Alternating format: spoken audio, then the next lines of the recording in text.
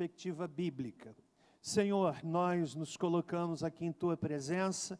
Eu quero pedir ao Senhor, mais uma vez, que venhas dominar a minha mente, meus lábios, meu pensamento, meu coração, meus gestos, e que a palavra flua para a instrução da igreja. Que cresçamos, ó Deus, na palavra do Senhor. É o que eu peço em nome de Jesus. Amém. Pode se assentar. Quero ler o texto de Hebreus, capítulo de número 9. Eu tenho aqui 40 minutos para eu falar, provavelmente não vai dar tempo, e muita coisa do esboço da fala está projetada no multimídia.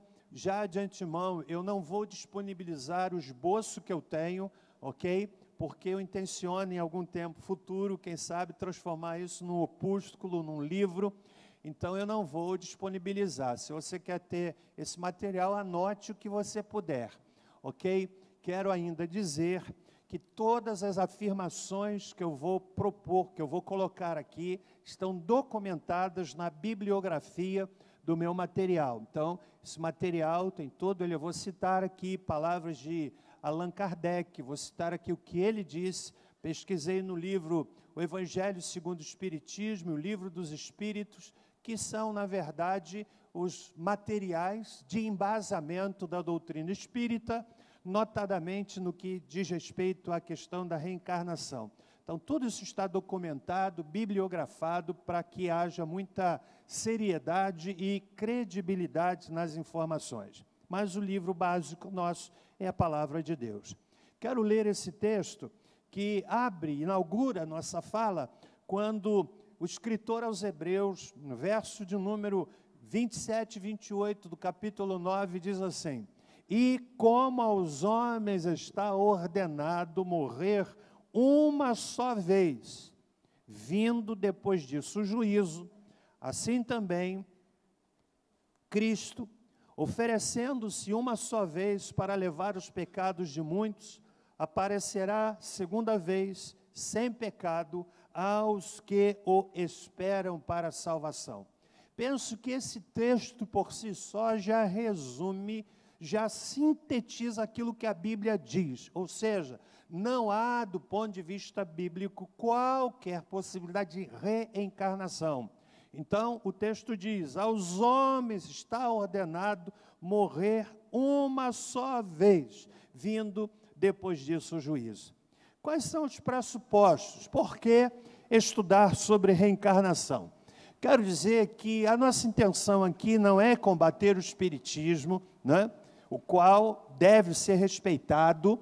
A nossa visão de relação com as demais religiões tem de ser a relação respeitosa, ou seja, o mesmo respeito que eu quero para a minha confissão de fé é o respeito que eu preciso dar àquele que crê diferente. Há anos atrás, um episódio que causou uma celeuma no Brasil, quando um líder religioso de um determinado segmento, num programa de madrugada, ele chutou a imagem de Aparecido. Um absurdo, uma violência, uma loucura, uma tolice, porque ainda que eu não concorde com aquela imagem, ainda que a Bíblia seja clara sobre idolatria, penso que a relação tem de ser respeitosa. Respeitosa, não concordo, encontro bases bíblicas para refutar tal adoração, mas o respeito tem de vigorar, né? Então, a nossa proposta aqui não é de combater o espiritismo. Mas qual é a razão, então? Primeiro, oferecer um embasamento bíblico àqueles que são confrontados com essa doutrina, né? Por favor, ainda não é essa parte não, ok? Eu vou falando, você vai soltando na medida que eu falar, por gentileza. Obrigado. Então, oferecer embasamento bíblico, né? Eu recebi, você talvez tenha recebido, que está agora saindo aí a Turma da Mônica com os ensinos de Chico Xavier, né? Não sei se é verdade ou não, creio que seja verdade. Isso aponta para o fato de que a doutrina está aí e, lamentavelmente, quero ser claro, há muitos pais que são tão tolos que não estão atentos para o fato do que está acontecendo com a informação que faz cabeça dos seus filhos, dos nossos filhos. Então, oferecer embasamento, porque a pessoa, quando se converte, ela aceita Jesus, ela vem à frente e resolveu a questão da eternidade, mas não resolveu a questão do seu embasamento doutrinário. Por exemplo, o indivíduo se converte com 50 anos de idade, 40 anos deles vividos dentro do espiritismo ou dentro do catolicismo. Aceita Cristo como Senhor e Salvador. Ele está salvo? Sim ou não? Sim. No entanto, essa base de convicção religiosa, ela não é mudada com o ato de aceitar Cristo. Essa base de convicção religiosa não é desfeita por um ato de vir à frente, aceitar a Cristo, ser batizado. Não, senhores. Essa mudança desse arcabouço, dessa base, ela vem na medida em que o indivíduo é exposto à palavra de Deus. É a palavra de Deus que tem a capacidade de arrancar o elemento velho e colocar elementos novos. Caso em contrário, sabe o que acontece? O indivíduo vem para o Evangelho e vive aquilo que eu acho extremamente perigoso, porque pior do que o indivíduo lidar com a mentira declarada, é quando ele precisa lidar com a mentira misturada à verdade. Esse que é o ponto. Então, há muita gente aqui egressa, provavelmente do Espiritismo, que vem com uma compreensão reencarnacionista. Aceitou a Cristo, vai para o céu, está salvo. Mas tem modelo de pensamento, tem um arcabouço de pensamento, tem uma estrutura de pensamento baseado naquilo que foi o seu aprendizado de 50 anos. Guarde uma coisa, é exposição ao livro sagrado que vai retirar essa base apodrecida e colocar uma base nova. Razão porque a importância do estudo da palavra de Deus. E, meus irmãos, isso é muito sério, porque a gente vive hoje um tempo onde os crentes são fracos de Bíblia, são analfabetos de Bíblia, são pobres de Bíblia. A gente é a geração do louvor, da adoração, é como eu disse aqui semana passada, né? O pastor Luiz Saião disse o seguinte: Bíblia abandonada, religião inventada. E hoje há o que há, sobretudo nos meios mais pentecostais, com todo o respeito, é revelação, é profecia, é manifestação carismática, sem embasamento na Escritura, na palavra de Deus. Então, a nossa intenção é oferecer um embasamento. Segundo, consolidar a fé daqueles que são egressos do Espiritismo. E terceiro, mostrar a sutileza por trás desse ensino. Avançando, quero dizer para você o seguinte: há dois pilares básicos da doutrina espírita. Você entendeu que nosso propósito não é combater o espiritismo. Deu para entender, sim ou não? Há dois pilares básicos. A doutrina espírita se sustenta em vários pilares, mas há dois deles que são fundamentais. O primeiro deles, que é a necromancia, que é a consulta aos mortos, falar com os mortos. E por que é que esse pilar vinga? Porque ele toca numa área de alta vulnerabilidade que nós todos temos, que é a saudade. Imagine para a mãe que perde um filho de forma trágica, e ela ouve a possibilidade de falar com seu filho. Eu me lembro uma atriz da televisão já falecida, Nair Belo, eu me lembro de um depoimento dela na televisão, dizendo que ela se tornara espírita porque havia perdido um filho de forma trágica, então ela teve a possibilidade de falar com o filho. Gente, isso toca no elemento em que você e eu somos vulneráveis, que é a saudade. Mas a questão é, há embasamento bíblico para isso? Nosso assunto de hoje não é necromancia, é reencarnação, que é o segundo pilar. O segundo pilar, então, é reencarnação, que é uma tentativa de responder às questões intrigantes sobre o sofrimento humano. Eu vou falar mais sobre isso daqui a pouco. O que é reencarnação? Os gregos chamavam a reencarnação de metempsicose, que literalmente significa mudança de almas. Com o mesmo sentido, são também pregadas as seguintes palavras: metensomatose, palingenésia, pluralidade de existências, vidas sucessivas, progresso contínuo, mudança de corpo, transmigração da alma e pluralidade de almas. São todas expressões que servem para definir aquilo que é chamado de reencarnação. Doutrina da reencarnação versus doutrina da ressurreição versus reencarnação. São coisas distintas, são coisas diferentes. Reencarnação e aqui eu faço uma citação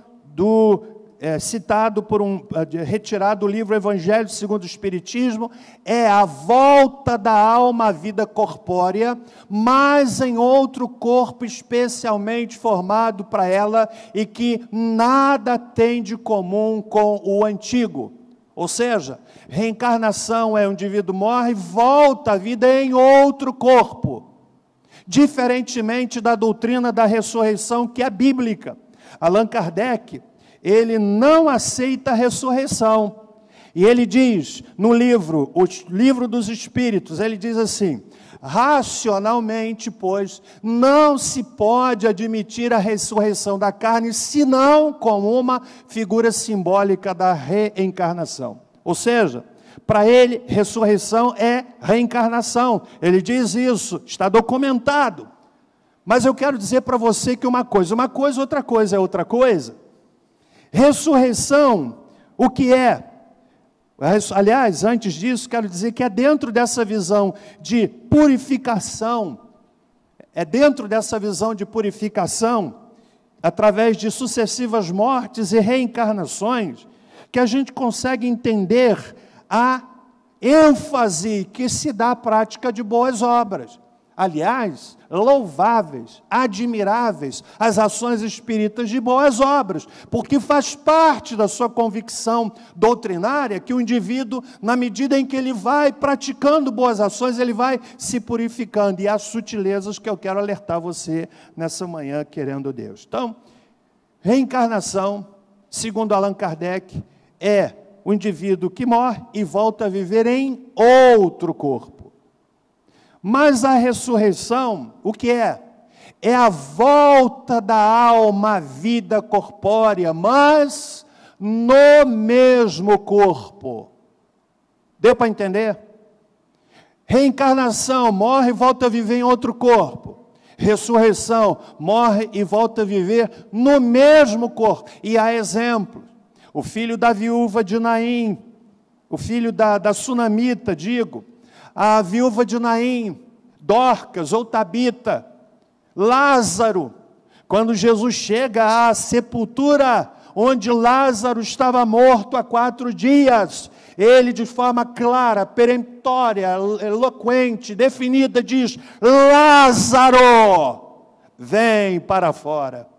E o que é que Lázaro experimentou? Ressurreição. Então isso é importante que se entenda. Repetindo, reencarnação, na perspectiva de Allan Kardec, o indivíduo morre e volta a viver, segundo ele define, em um outro corpo, especialmente preparado para aquela pessoa. Ressurreição, o indivíduo morre e volta a viver no mesmo corpo. O primeiro não há base bíblica, o segundo é seguramente base bíblica. E eu lhes dou aí tantos exemplos como já citados.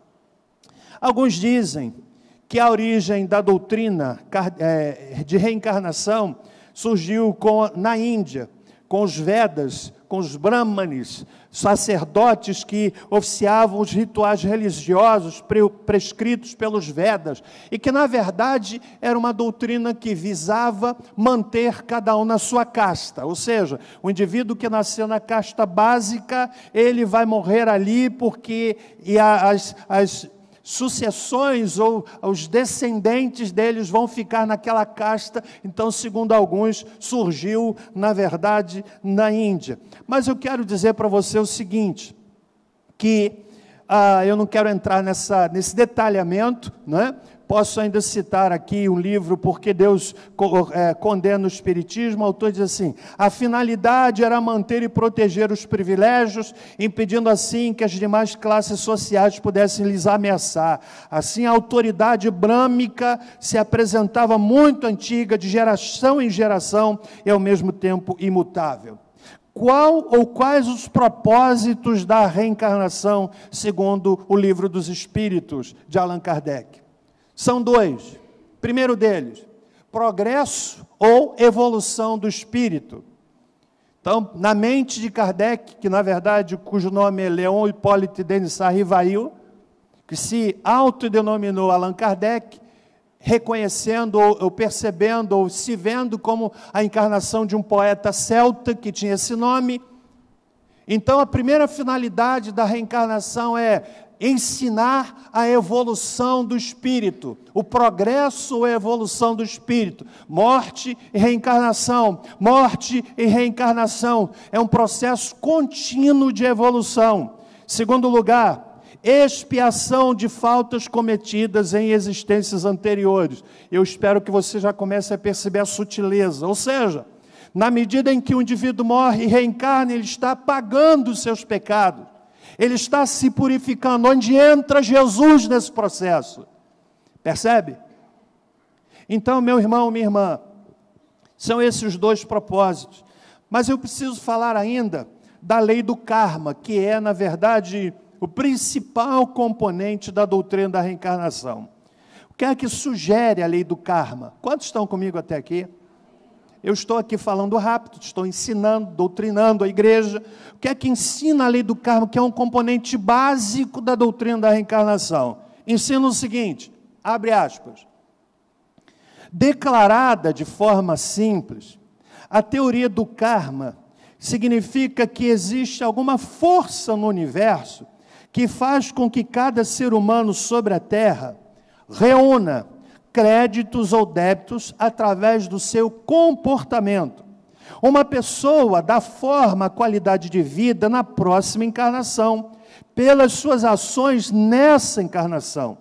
Se comete o mal nesta vida, a retribuição pode ser esperada na próxima, enquanto que fazer o bem nessa vida lhe assegurará um lugar ao sol na próxima. Dessa forma, muitos dos mistérios e injustiças da vida podem ser explicados, tais como sofrimentos de crianças, doenças mentais, pobreza, desastres da natureza. Na compreensão da doutrina reencarnacionista, tudo é resultado do mal cometido em vidas anteriores.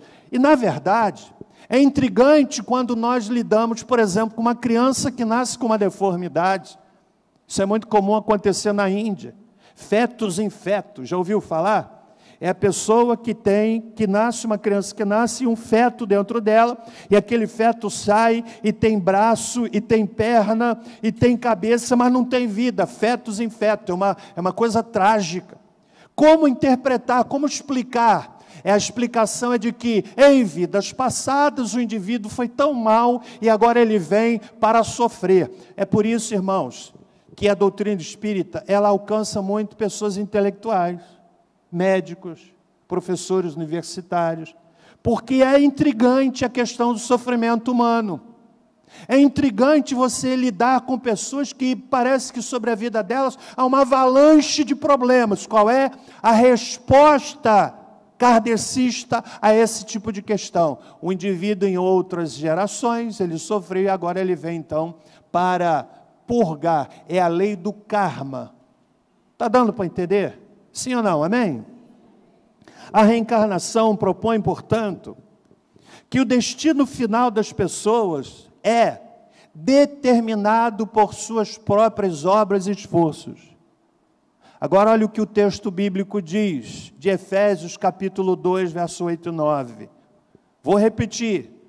A reencarnação propõe, então, que o destino final das pessoas é determinado por suas próprias obras e pelo seu esforço. Olha o que o texto sagrado nos assevera, em Efésios, no capítulo 2, versículos 8 e 9. O apóstolo Paulo, de forma clara, inequívoca, ele diz: pois é pela graça que sois salvos, por meio da fé. Não, isto não vem de vós, é dom, é presente de Deus. E olha o que ele diz no verso 9. Não vem de quê? Das obras, para que ninguém se glorie. Portanto, o raciocínio de que em fazendo boas obras eu estou me purificando não encontra respaldo na Escritura. Compreende, irmão? A reencarnação também trata da questão da purificação dos seus pecados. Através de sucessivas reencarnações, uma pessoa tem seus pecados purificados. Você sabe o que é que está lá em Atos capítulo 4, versículo 12? Por favor, coloque Atos 4 e versículo de número 12. Em nenhum outro há salvação, porque debaixo do céu nenhum outro nome há dado entre os homens em que devamos ser salvos. A única forma de salvação não é pela prática de boas ações. Às vezes até dizemos assim: fulano de tal é um bom pai, um bom marido, um bom filho, é bom, só falta se converter.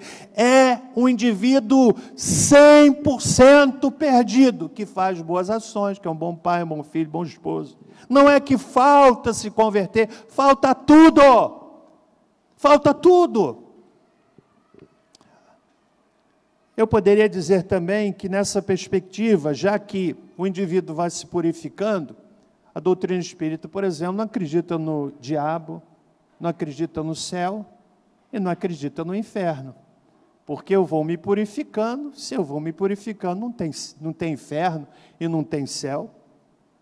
A reencarnação nega a possibilidade de que um dia estaremos diante do Senhor prestando contas de qualquer falta que tenhamos cometida, porque não existe pecado. E o texto de 2 Coríntios 5,10 é claro quando diz: porque todos nós haveremos de comparecer perante o tribunal de Cristo, para que cada um receba por meio do corpo o que praticou, bem ou mal. Os pecados, portanto, cometidos por uma pessoa, tais como roubar, matar, estuprar, adulterar, mentir, entre outros, são experiências mal sucedidas. São ações que não deveriam ser cometidas, mas se alguém as cometer, na próxima encarnação pagará por seus delitos. Agora, que argumentos bíblicos são usados por Allan Kardec em defesa da reencarnação? Quero citar o que é que ele diz sobre a reencarnação, que bases bíblicas ele utiliza. Primeiro argumento é de que Jó seria alguém que reencarnou. Então, Jó, na perspectiva dele, é alguém que reencarnou, e é evidentemente que o texto não trata disso, mas ele cita, e eu quero ler, então, Jó capítulo 1, no versículo de número 21 e 22, que dizem assim: nu saí do ventre de minha mãe, e nu tornarei para lá. A ideia que se tem aqui, quando ele diz, eu saí e vou voltar, é reencarnação. No mínimo, ainda que também equivocado, eu estaria pensando numa regressão, e não reencarnação. Segundo argumento bíblico, que é levantado na doutrina espírita, é de que o diálogo de Jesus com Nicodemos, João capítulo 3, eu quero que você venha comigo nesse texto, porque é muito interessante. Quando se lê João capítulo 3, aquele diálogo de Jesus com Nicodemos, que eu quero ler parte desse texto, diz assim: meus irmãos e minhas irmãs, havia entre os fariseus um homem chamado Nicodemos, um dos principais dos judeus. Este foi ter de noite com Jesus e disse: Rabi, sabemos que és mestre vindo de Deus, pois ninguém poderia fazer esses sinais miraculosos que tu fazes se Deus não fosse com ele. Jesus respondeu: Em verdade te digo que quem não nascer de novo não pode ver o reino de Deus. Perguntou-lhe Nicodemos: como pode um homem nascer sendo velho? Porventura poderá voltar ao ventre de sua mãe nascer? Esse texto de João 3 é evocado por Allan Kardec numa apologia à reencarnação. Jesus respondeu: em verdade te digo que aquele que não nascer da água e do Espírito não pode entrar no reino de Deus. Vamos entender esse texto. O texto de João 3, então, é fundamental. O que é que Allan Kardec diz? Abre aspas. Diz ele que esse texto consagra o princípio da existência da alma e, por conseguinte, o da pluralidade de almas. Está no Evangelho segundo o Espiritismo, na versão que eu tenho, página 91. Jesus, em primeiro lugar, não está pensando em reencarnação. A palavra grega que aparece traduzida aí por nascer de novo, não é, no versículo de número 3, é uma palavra que significa nascer de cima. Aparece em João capítulo 3, no verso 7, aparece também em João no capítulo 3, versículo 31. O que é nascer de cima? É um nascimento espiritual. A mesma ideia é corroborada quando Paulo fala em Gálatas, capítulo 6, versículo 15, em 2 Coríntios, capítulo 5, verso 17, se alguém está em Cristo, nova criatura é. O Senhor Jesus deixa claro que não está falando de um nascimento físico. No verso 6 diz: o que é nascido da carne é carne, mas o que é nascido do Espírito é Espírito. Jesus não está olhando para o nascimento físico de uma pessoa que volta ao ventre e nasce outra vez em outra forma. Ele está falando de nascimento espiritual. O que é nascido da carne é carne, o que é nascido do Espírito é Espírito. Segundo lugar, além de Jesus não estar pensando em reencarnação, Nicodemos também não está pensando em reencarnação. Estão me acompanhando, irmãos? Sim ou não? Eu tenho apenas aí 20 minutos para falar. Meu Deus, se eu tinha que falar 2 horas. E não dá para a gente interromper, né? Nicodemos não está pensando em reencarnação. Preste bem atenção. Para haver reencarnação, é necessário que haja desencarnação. A pergunta de Nicodemos aponta, no mínimo, para uma possível regressão, o que também seria contrário a qualquer ensino bíblico. O texto grego é enfático quando Nicodemos diz: como pode um homem nascer sendo velho? Diz o verso 4, poderá voltar ao ventre de sua mãe. Ele não está pensando em entrar no ventre de outra mulher, o que seria a reencarnação. Mas ele está falando como pode voltar ao ventre de sua própria mãe. O texto no original dá essa ênfase. Ainda, eu quero dizer que não apenas Jesus está pensando em reencarnação, Nicodemos não está pensando em reencarnação, mas eu quero dizer em terceiro lugar, o que é que significa nascer de novo e nascer do alto, já que esse texto é um texto básico da doutrina espírita. Jesus diz para Nicodemos, no verso 5, é necessário nascer da água e do... Agora pense, Jesus está dialogando com um teólogo. Ele não está falando com a mulher samaritana, para quem nascer do alto, nascer da água do Espírito, não faria sentido. Ele está dialogando com um teólogo, ele usa uma linguagem própria do entendimento de um teólogo, chamado Nicodemos, principal dos judeus. Jesus está aqui ensinando para ele, dizendo para ele que há 2 elementos no novo nascimento, fundamentais: nascer da água e nascer do Espírito. Alguns dirão, não pastor, nascer da água tem a ver com a questão do líquido amniótico. Nada disso. A água tinha um significado muito especial ao tempo de Jesus.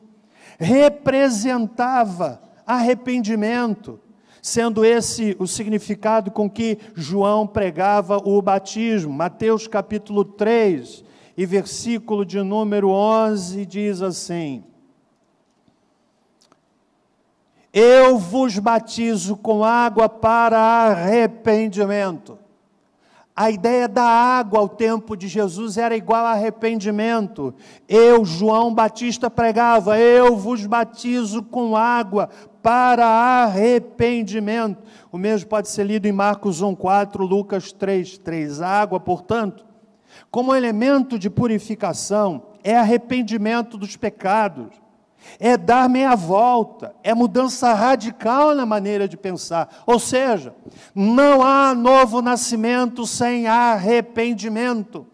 Não há novo nascimento sem o indivíduo ser confrontado com o fato de que ele é pecador. Eu lhes disse aqui domingo passado que há dois tipos de conversão: conversão psicológica e a conversão espiritual. Tem muita gente que tem uma conversão psicológica. Ele mudou um pouquinho, porque não se converteu. Os problemas que a gente trata na vida desse indivíduo são problemas, na verdade, que tem a ver com falta de conversão, falta de novo nascimento, falta de nascer da água, arrependimento dos pecados, que gera naturalmente mudança de vida. Segundo lugar, Jesus diz aí no texto de João, capítulo 3, e versículo 5, que é necessário não apenas nascer da água, que tem a ver com arrependimento, entenderam? Amém? Mas também nascer do Espírito. Está aí no versículo de número 5, nascer da água. Ele está explicando para Nicodemos o que é novo nascimento. Nascer da água, você precisa se arrepender dos seus pecados. Precisa se arrepender. Segundo, precisa nascer do Espírito. O que é nascer do Espírito? Diz respeito ao derramar do Espírito no coração, que é regeneração. E regeneração, senhores, é sempre obra do Espírito Santo de Deus. Venha comigo no texto de Tito, capítulo de número 3. Tito, capítulo 3.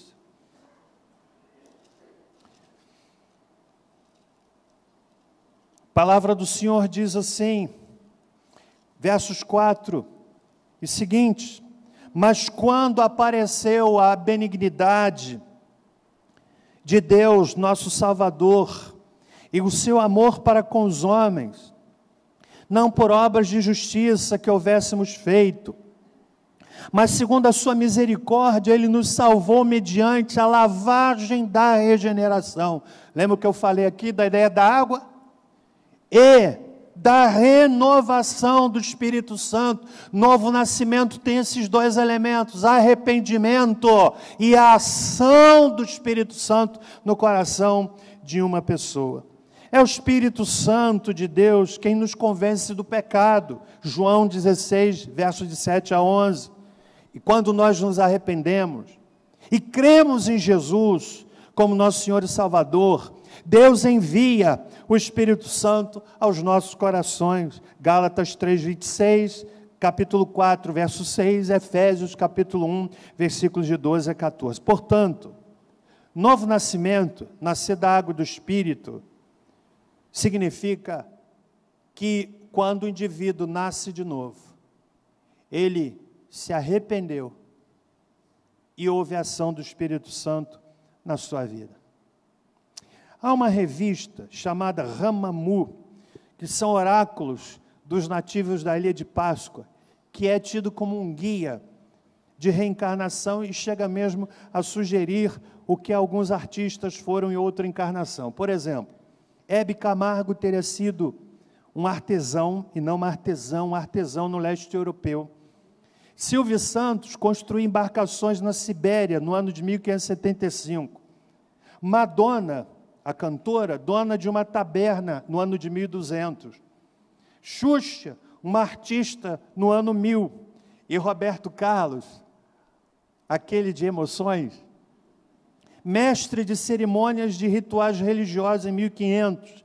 Essas informações estão no livro chamado Ramamu, que é um livro, um compêndio, uma obra que sugere, né, o que é que alguns indivíduos foram em outras encarnações. Agora preste atenção, nós precisamos estabelecer e reafirmar que ressurreição é ensino bíblico. O que é ressurreição? O indivíduo morreu e voltou a Onde? No mesmo corpo. Isso é real tanto no Antigo quanto no Novo Testamento. Diametralmente oposto à reencarnação. Vou repetir para gravar bem. Ressurreição consiste da volta do espírito à vida no mesmo corpo. João capítulo 11, experiência de Lázaro. Enquanto reencarnação significa a volta de um espírito à vida corpórea, mas em outro corpo especialmente formado para ele e que nada tem de comum com o antigo. É isso que Allan Kardec diz. Ele reconhece até a diferença, mas ao mesmo tempo afirma o seguinte, olha o que ele diz, abre aspas, que os judeus designavam pelo termo ressurreição o que o espiritismo mais judiciosamente chama de reencarnação. Então ele diz assim, ele reconhece a diferença, mas ao mesmo tempo ele afirma que são coisas semelhantes, dizendo, abre aspas, que o que os judeus designavam pelo termo ressurreição, o que o espiritismo mais judiciosamente chama de reencarnação, mas são coisas distintas. Estão entendendo? Sim ou não, gente? Terceiro argumento, e esse é o mais sério de todos, em defesa da reencarnação, é de que João Batista é Elias que reencarnou. Esse é o mais forte argumento, eu vou mostrar para você que ele não se sustenta à luz do livro sagrado, a Bíblia, essa palavra maravilhosa. Dá um glória a Deus, irmão. Mateus capítulo 11 é lido e interpretado como sendo, então, o argumento mais consistente da ideia de reencarnação, verso 7, fala de Elias. Partindo eles, começou Jesus a dizer à multidão a respeito de João, que fostes ver no deserto? Um caniço agitado pelo vento? Sim, que fostes ver? Um homem ricamente vestido? Os que trajam ricamente não estão nos palácios dos reis, estão nos palácios dos reis. Mas, então, que fostes ver? Um profeta? Sim, vos digo eu, e muito mais do que profeta, João é aquele de quem está escrito, adiante da tua face envio o meu anjo, que preparará diante de ti o teu caminho. Em verdade vos digo que entre os que de mulher têm nascido, não apareceu alguém maior do que João Batista, contudo, o menor no reino dos céus é maior do que ele. Desde os dias de João Batista até agora, faz-se violência ao reino dos céus, e pela força apoderam-se dele. Pois todos os profetas e a lei profetizaram até João. Agora olha o que diz. E, se quereis dar crédito, ele é o Elias que havia de vir. Essa afirmação é sacada para dizer que o texto está dizendo que João é Elias. Mas o texto é fantástico quando diz, se quereis ou se quiserdes dar crédito, ele é o Elias. Não é Elias, o Elias que havia de vir. Isso faz uma diferença muito grande. Sabe o que é que Kardec diz? Abre aspas. Diz ele, Evangelho segundo o Espiritismo. A ideia de que João Batista era Elias, preste bem atenção para você pegar a sutileza. A ideia de que João Batista era Elias e de que os profetas podiam reviver na terra se nos depara em muitas passagens dos evangelhos. Se fosse errônea essa crença, Jesus não houvera deixado de a combater, como combateu tantas outras. Longe disso, ele a sanciona com toda a sua autoridade e a põe por princípio como condição necessária quando diz, ninguém pode ver o reino de Deus se não nascer de novo. O texto de Mateus 11, no verso 14, precisa ser interpretado à luz de todo o Novo Testamento.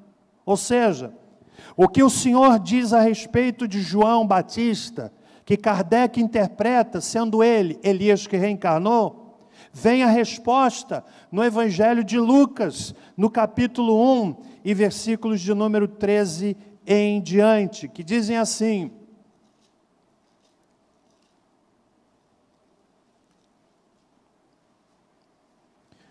mas o anjo disse,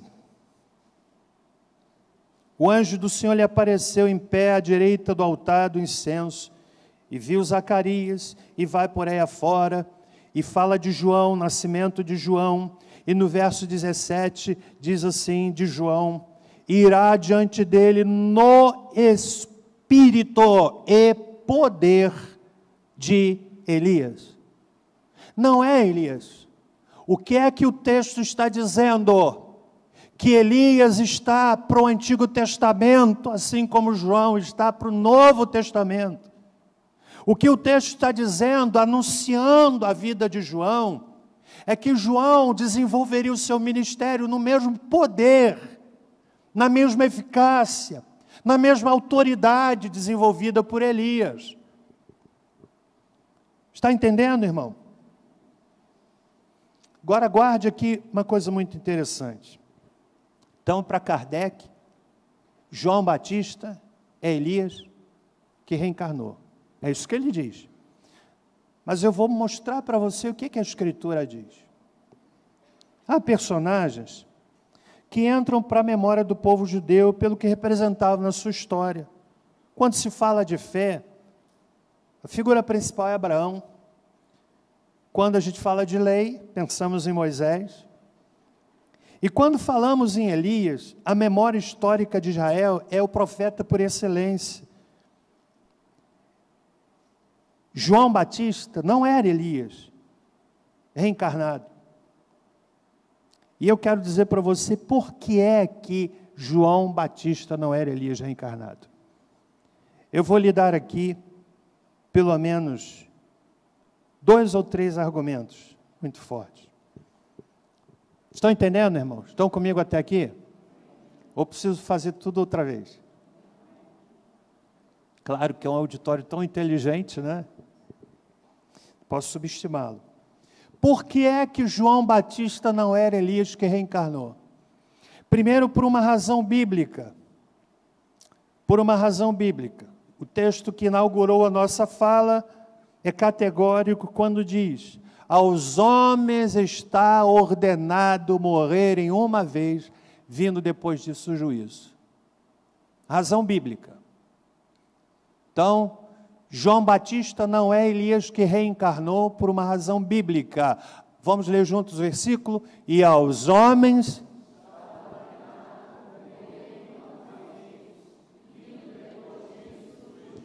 Segundo argumento, por razão lógica. Qual é o pressuposto para reencarnar? Desencarnar. Há 2 personagens na Bíblia que não desencarnaram, que são Enoque e Elias. Razão lógica. O texto diz, segundo Reis 2:11, e vindo eles caminhando e conversando, eis que um carro de fogo com cavalos de fogo os separou um do outro, e Elias subiu ao céu num redemoinho. Ou seja, a lógica diz que João não poderia ser Elias que reencarnou, porque Elias não desencarnou. Não se pode falar, portanto, em reencarnação, se não houve desencarnação. O que houve foi o fato de que Elias foi trasladado. Venha comigo no texto de Hebreus, capítulo 11. Hebreus 11. Irmãos, eu queria ter mais tempo. Eu vou avançar uns 10 minutos, porque não vai dar para eu encerrar agora e recomeçar semana que vem, ok? Vou avançar um pouquinho, porque se eu pegar a semana que vem, eu quero falar já de outra coisa. Hebreus capítulo 11, verso 5, fala de Enoque. Estou dizendo para você que é impossível que João tenha sido Elias que reencarnou, porque Elias não desencarnou. E o texto de Hebreus 11:5 diz assim: pela fé Enoque foi trasladado para não ver a morte. Enoque experimentou fala de Enoque, experimentou a morte, sim ou não? Como a mesma figura que se aplica a Elias. E eu quero dizer para você, meu irmão e minha irmã, que a palavra trasladado significa mudar de lado, transportado, transferido. Elias não experimentou a morte. Lá no texto de Lucas, capítulo 9, por favor, venha comigo. Lucas 9. Amém, meus irmãos? Estão entendendo mesmo? Sim ou não? Lucas 9. Versos 7 e 8. Dizem assim: o tetrarca Herodes ouviu tudo o que se passava. E estava perplexo, porque diziam alguns que João ressurgira dentre os mortos. Outros diziam que tinha aparecido, e ainda outros que um dos profetas antigo havia ressurgido. Chama sua palavra para a expressão ressurgir e aparecer. E essas duas palavras são muito interessantes. São duas palavras distintas que são usadas aqui em referência a João, que ele seria alguma pessoa que ressurgiu dentre os mortos, pensando, portanto, não em reencarnação, mas em ressurreição, ou que seria Elias que apareceu. E aí eu preciso dizer para você o seguinte, que a palavra grega, que traduz aqui aparecer, do verso 8, significa tornar-se visível, aparente, algo que existe e que se torna visível. Faz sentido o uso desse termo em relação a Elias, pelo fato de que ele não morreu. Ele não morreu. Então, quero dizer para você que há o argumento bíblico, aos homens está ordenado morrer uma vez, há um argumento lógico, não há reencarnação se não houve desencarnação, mas agora, irmão, eu quero dizer para você que é o argumento daquilo que o próprio João disse. O que é que João disse? E o que ele disse é decisivo. Se outro argumento não fosse suficiente, este, porém, é imbatível, pois se trata do testemunho do próprio João Batista acerca de si mesmo. Kardec diz assim: se o princípio da reencarnação, conforme se expressa em João Batista, podia, a rigor, ser interpretado no sentido puramente místico, o mesmo já não acontece com a passagem de Mateus, capítulo 11, que eu já fiz referência, que não permite equívoco. Ele mesmo é o Elias que havia de vir. Não há aí figura, nem mesmo alegoria, é uma afirmação positiva. Ele diz então, João Batista é Elias que reencarnou. Vamos fazer uma entrevista com João Batista? Vamos perguntar a ele o que ele tem a dizer sobre isso? Venha comigo, João capítulo 1.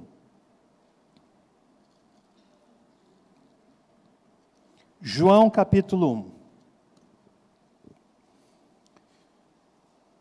Verso 19. Preste bem atenção. Este foi o testemunho de João, quando os judeus mandaram de Jerusalém sacerdotes e levitas para lhe perguntarem: quem és tu? Ele confessou e não negou, confessou: eu não sou Cristo. Perguntaram-lhe: então quem és? És tu Elias? O que ele disse? Precisa de mais clareza? Quem és tu? És Elias? Sabe o que ele respondeu? Eu não sou. Sabe o que Kardec diz? Você é. Aí uma ocasião, não sei se eu vi um artigo no jornal, Aí eu escrevi alguma coisa para o escritor, ou conversando com alguém, disse, mas eu li esse texto. Aí a pessoa me respondeu assim, não, João era Elias sim, só que ele não sabia que era. Querido, isso é forçar muito, né? Está entendendo? Ei, doutor João Batista, profeta João Batista, pastor João Batista, quem é você? Você é Elias? Ele disse, eu não. Mas as pessoas dizem, não, você que não sabe, mas é. Querido, está entendendo? Sim ou não?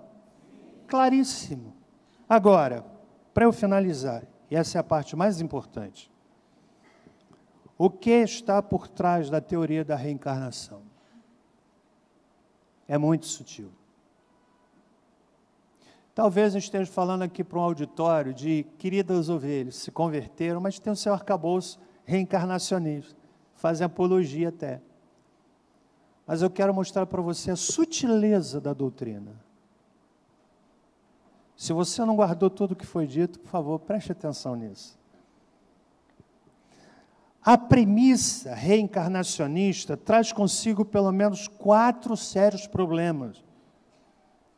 Em síntese, o que ensina a tal doutrina, como nós mostramos, é que a purificação se dá através de sucessivas idas e vindas, mortes e reencarnações.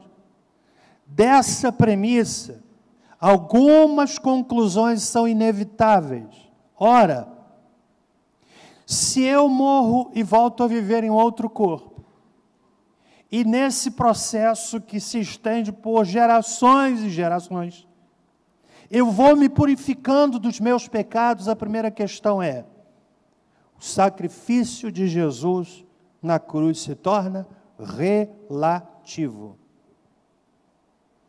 Para que Jesus? Captou? Pegou a mensagem? Para que Jesus? Para que Jesus? Segundo lugar, se eu morro e volto a viver e vou me purificando através de sucessivas reencarnações, não só esvazia o Calvário, Jesus se torna relativo, é uma pessoa que disse coisas bonitas, mas ele não veio para salvar, é a conclusão a que se chega. Mas há uma segunda conclusão. A graça de Deus se torna relativa. Você sabe o que é graça? Lemos aqui Efésios, capítulo 2, versos 8 e 9. Graça é aquilo que Deus faz por nós, sem que nós mereçamos. Ora, a fé em Jesus Cristo é a única base para a salvação. Contrariamente ao que Kardec diz, no Evangelho segundo o Espiritismo, ele diz, segundo a nova lei, olha o que ele diz, segundo a nova lei, o céu se ganha pela caridade, pela brandura. Meu irmão, isso é grave. Significa dizer, Jesus, cruz, tolice, besteira, porque o céu se ganha, ou seja, o nível de purificação máximo, se conquista, se ganha pela caridade, pelas boas ações, se tornando uma pessoa boa. Mas esse livro diz o seguinte, pela graça sois salvos. Por meio da fé. Isso não vem de vós, é dom de Deus. Não vem o quê? Das obras, para que ninguém se glorie. Gente, está claro ou não? Sim ou não? Terceiro lugar, despreza temas importantes do Novo Testamento, porque o homem se torna o centro de todas as coisas. E em uma sociedade materialista, sem reflexão, sem objetivo, ela parece afirmar o valor e a importância das pessoas. É um sistema de fé conveniente, bem estruturado, que evita assuntos incômodos sobre culpa, responsabilidade diante de Deus, de um Deus justo e pessoal. Não vou enfrentar um Deus justo e pessoal, porque eu estou me purificando. E por fim, ela põe o indivíduo como seu próprio Salvador. Se eu me purifico, eu sou o meu Salvador. Já que a nossa purificação se dá através de um processo de morte e reencarnação.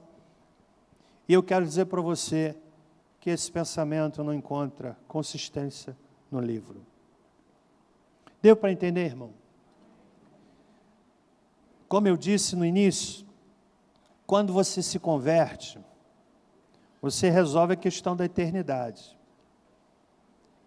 Mas a cosmovisão não é resolvida por um ato de vir à frente. Há muita gente, por exemplo, que está no Evangelho, mas com crendice, com ranço. Com ranço. De um país místico. Tudo que não entende é o demônio. Eu gosto de dizer o que Lutero dizia, se é uma coisa que o diabo detesta é ser ignorado. Parece que ele não tem muito problema nesses dias, porque tudo que a gente não entende é o diabo. O carro enguiçou é o diabo. Panela, a comida queimou é o diabo. É, não é? De noite, o camarada está sozinho em casa. Aí faz um barulho na porta do banheiro. Aí ele fica assim, ai meu Deus. E tem alguns até que dizem assim, Nossa Senhora.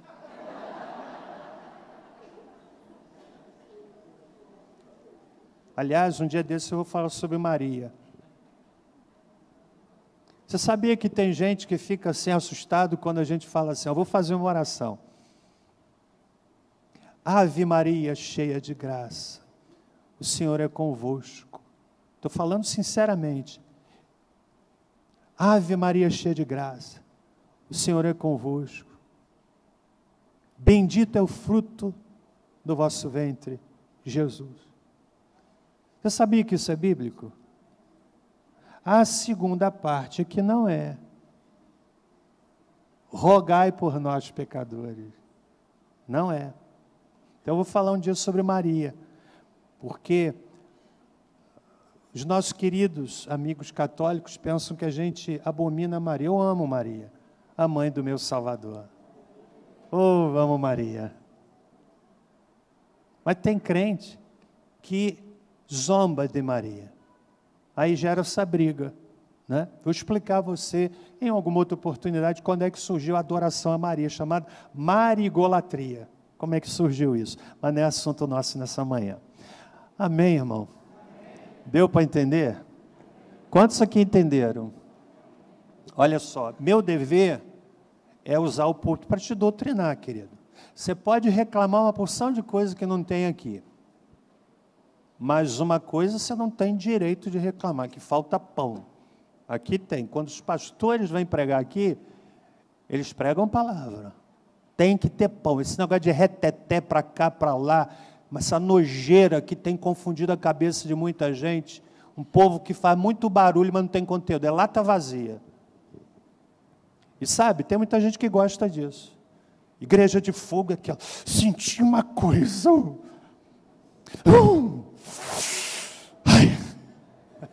É ou não é? Mas o que você aprendeu? Não aprendi não, mas eu senti. Estava com o dedinho encostado lá na corrente elétrica, o fio desencapado, ele sentiu, né? Vamos ficar em pé. Meu dever é doutrinar meu povo.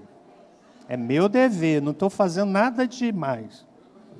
Sustentar a palavra, porque olha, o que dá firmeza, guarde isso, irmão, o que dá firmeza para a sua fé, não é louvor, conquanto seja bom. Louvor é subsídio, é apoio. O que dá firmeza é o que está aqui. Jesus disse, olha, vocês erram, porque não conhecem a Escritura. Nem o poder de Deus. Essa geração de internet, Facebook, que não lê Bíblia, que se alimenta de nojeira, de novela, aí dá problema para a igreja. O camarada dá mau testemunho, tem vida porca, dá mau testemunho na rua, namora o mundo, e a gente vive uma igreja que não fede nem cheira, não faz diferença. Porque falta palavra e falta temor. Temor. O Espírito Santo tem me usado para trazer palavra para a igreja. Eu lhes falo com a autoridade que o Espírito Santo dá, trazer uma palavra viva para a igreja. A minha questão não é saber o quanto você está satisfeito com a igreja, mas é saber o quanto Deus está satisfeito com a igreja. Esse é que é o ponto. Que a igreja é de quem? É dele. Será que ele olha para nós e diz assim: eu me alegro do meu povo? Ou será que ele diz assim: não é isso? Dia desse eu assisti um vídeo sobre o que está acontecendo na igreja. Augusto Nicodemos escreveu um livro dizendo assim: o que é que estão fazendo com o evangelho? Aí eu estava assistindo um vídeo, gente, baile funk na igreja, as meninas se requebrando, shortinho, requebrando, rebolando na igreja.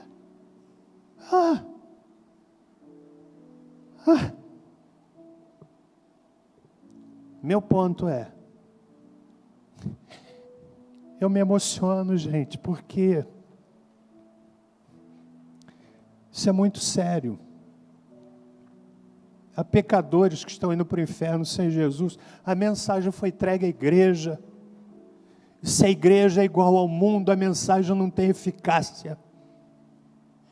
Está entendendo? Vamos orar. Senhor, eu orei a Ti para que o Senhor me usasse nessa manhã, mas o vaso é humano.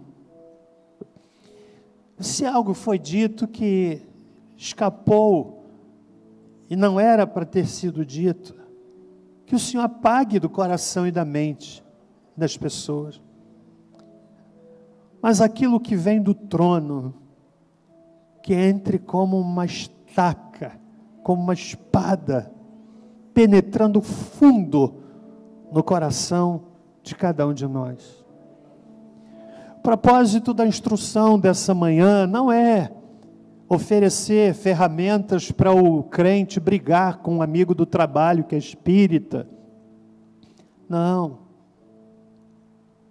Para sair daqui criticando o espiritismo, não. Mas é para consolidar a fé desses irmãos e irmãs. Alguns deles, sem saberem, fazem apologia daquilo que não conhecem. Porque hoje, Senhor, a gente tem uma geração que não sabe distinguir entre mão direita e mão esquerda, entre verdade e mentira. E é dever do púlpito, instruir na verdade. Ó Deus, que o Teu Espírito possa imprimir, tatuar na alma e na mente de cada um o que foi dito aqui, para que sejamos uma igreja firme, sólida, segura na Escritura. Leva-nos em paz, que o amor de Deus, nosso Pai, a graça salvadora de Jesus Cristo e a doce consolação do Espírito Santo conosco sejam, e com todo o povo de Deus, pela face da terra espalhado, desde agora e para todo sempre. Amém. Olha só, hoje à noite, 18 horas, líderes de células. Quero vocês aqui, irmãos. Dê um abraço à pessoa do seu lado, diga assim: uma boa tarde. Deus abençoe.